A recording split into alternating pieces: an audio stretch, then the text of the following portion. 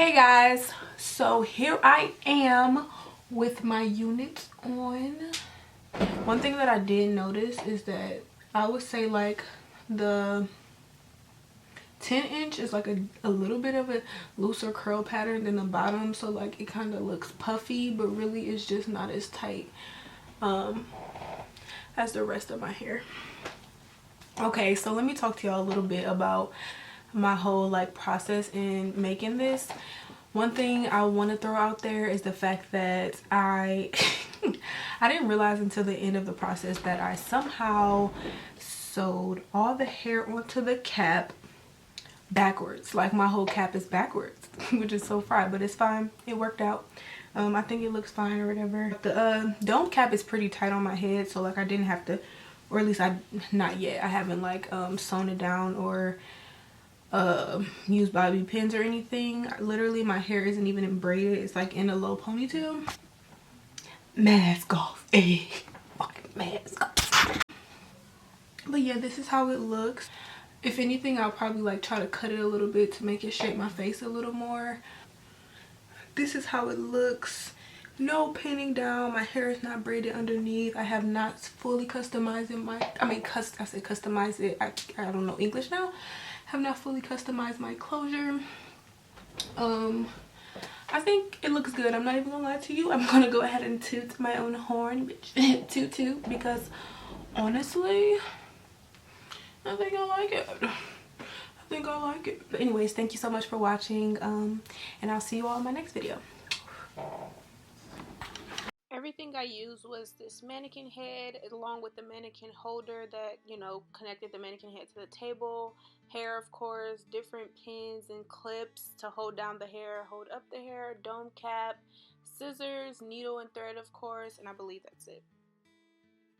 So the first thing I went ahead and did was go ahead and pin down my closure because I wanted to sew that on first. I ended up moving it around like 1,000 times, so we'll see.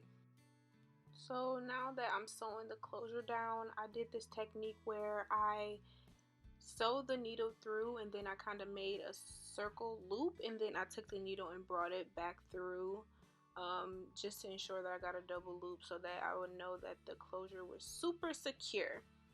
And then from there I just kind of sew regularly, which I do.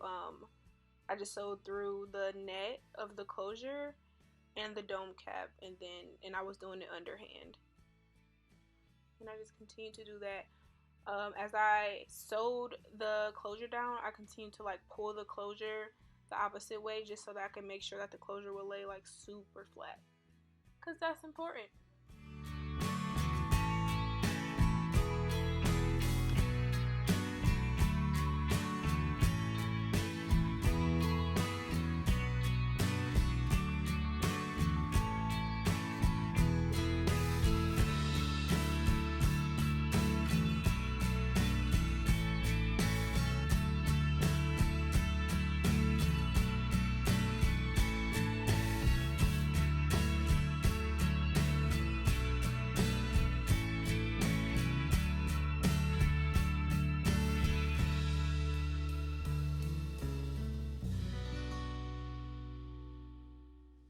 Okay, so now I've made it full circle around my closure, and I'm just struggling to try and figure out, because I ran out of thread, so now I'm just starting over again, and I'm sewing down the very last portion of the closure,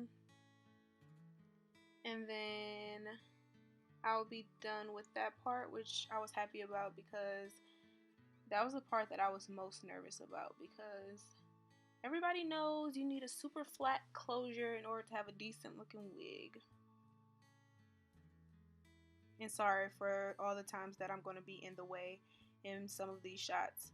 But as you can see again, I did the circle and I'm looping it through, and I'm just going to go ahead and tie the knot a couple of times. Once again, to ensure that the closure is on there really good. Just keep on doing it and then snip the excess string, and then I'm going to go ahead and give it a tug so you can see how good it's on there. As you can see from the side, it's laying there pretty flat. And now I'm just going to go ahead and start sewing down the tracks onto the lower part of the head. As you can see, before I even started filming, I did start sewing on tracks just because this is the first time I'm sewing, period. So I just kind of wanted to get a hang of it. So I had to do that first before coming on to film. But yeah, as you'll see, like right there and continuously, I'm going to keep like messing up, but it's fine because it was my first time and I just only plan to get better. But yeah, this track right here, as you can see, I'm struggling, and that's because I didn't use the pins for some reason. So it was pretty hard for me to hold the hair up and sew the hair down. But in the next clip, you will see that I decided to pull out the pins finally, and it was much easier for me to sew down the track. Alright, yeah, so as you can see, I have the pin right there, and I'm just going ahead and sewing all the way across. And another thing that I want to mention is that I did not sew through the wefts because I hear that that causes a lot more shedding than necessary, and nobody needs that, so I was just sewing directly under the wefts and through the dome cap. Continuously, still doing it underhand. That was just what was comfortable for me. And once I ran out of thread, I would just cut the thread and double, triple, quadruple knot it because like I said, you don't want your tracks to slip.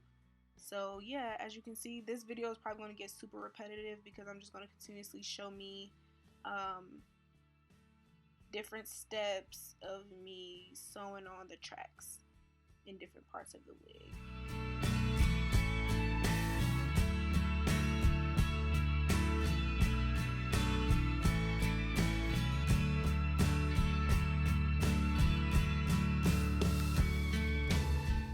Okay, so like I mentioned before, I was kind of struggling with the closure aspect of the wig just because I wanted a side part, and a lot of videos that I watched were for middle parts, but I figured it out. And right here, basically what you'll see me struggling with and going over for a while is the fact that I'm trying to sew down the track to the closure, or as close as possible, just so that I don't know, I'm not even going to sit here and act like I know why, but that's what I've seen a lot of other people do, so I was just trying to do the exact same thing.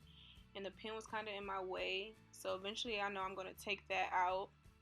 And just after I finished sewing that down, what I did was just continue to sew the rest of the track as fast as I was before, once I got back comfortable with the whole procedure. Did I really just call this procedure as if it was a surgery? But basically, I mean, it honestly kind of was a surgery, putting this wig together.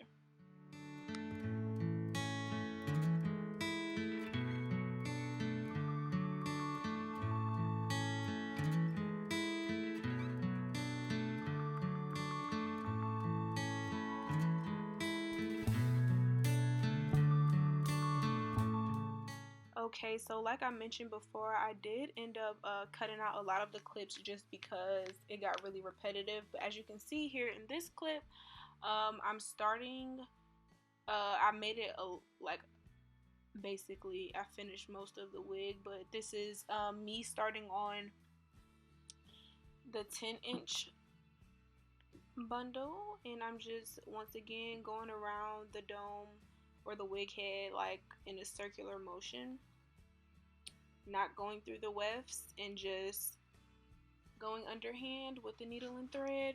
Also, another thing that I want to mention is the fact that I would sometimes go through the weft at the end just for extra security, but not all the time. Just something I kind of want to test out and see how that worked. But, and another thing, I did use the, what is it? I'm about to do it soon. The flip over method. As you can see right here, I did not cut the tracks until I absolutely had to. And right here is where I absolutely had to, because I kind of got to that small rectangular place where I needed to cover up the closure. So that's what I'm doing right now. I measured it out, I cut the track, and now I'm just sewing down this track to the closure so that you can't see any of the net that is on the closure. And yeah, I'm just going to continue to do that until it's completely covered. After a full day of long work, as you can see, I am coming to the end of this very, very tedious project. And yep, this is like the last thread and I'm done. Okay, so this is just a super fried clip of me. I just put the wig, I put it on right after taking off the mannequin head. I didn't cut off the lace or customize my lace, but if you would like to see how I got it looking how it did in the beginning, make sure to comment, like, and subscribe, and I'll be sure to put that video up next as well. Thank you all for watching, and see you next time.